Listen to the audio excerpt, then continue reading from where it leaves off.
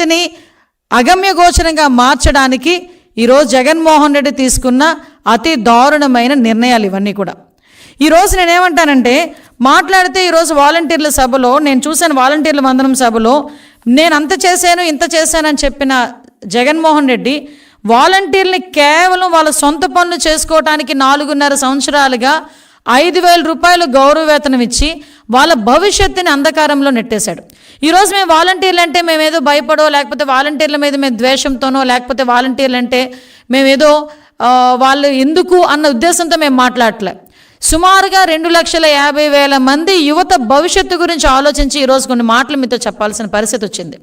ఈరోజు వాలంటీర్ల కింద ఎవరున్నారు అంటే, ఎంటెక్లు చేసిన వాళ్ళు, ఎంసీఏలు చేసుకున్న వాళ్ళు, బీటెక్లు చేసుకున్న వాళ్ళు, బీఎస్సీలు చేసేవాళ్ళు, డిగ్రీలు పాస్ అయ్యి ఉద్యోగాలు లేక అల్లాడిపోతూ ఈరోజు 5,000 రూపాయల జీతానికి నీ దగ్గర ఒక పని వాళ్ళ కింద బతకడానికి ఈరోజు ముందుకు నువ్వు తీసుకొచ్చావంటే, వాళ్ళకి కనీసం ఒక భద్రత కూడా 4.5 సంవత్సరాల కాలంలో నువ్వు కల్పించలేకపోయావంటే నిజంగా వాలంటీర్ని బలి పశువులు చేస్తున్నావా లేదా అన్న సంగతి జగన్మోహన్ రెడ్డి ఈరోజు ఆలోచించుకోవాల్సిన అవసరం ఎంతైనా ఉంది.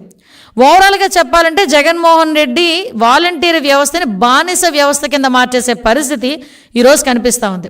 ఎందుకంటే వీళ్ళందరూ కూడా నా కార్యకర్తలే అని ఒకనొక సందర్భంలో వాళ్ళు ఏటు విజయసాయిరెడ్డి గారు కూడా ఆగస్టు 26వ తారీఖు 2021లో ఆయన మాట్లాడడం, తర్వాత 22లోని అంబటి రాంబాబు గారు మాట్లాడడం, ఆఖరికి జగన్మోహన్ రెడ్డి వీళ్ళందరూ కూడా మన పార్టీ మనుషులే అని చెప్పి సభల్లో కూడా మాట్లాడడం.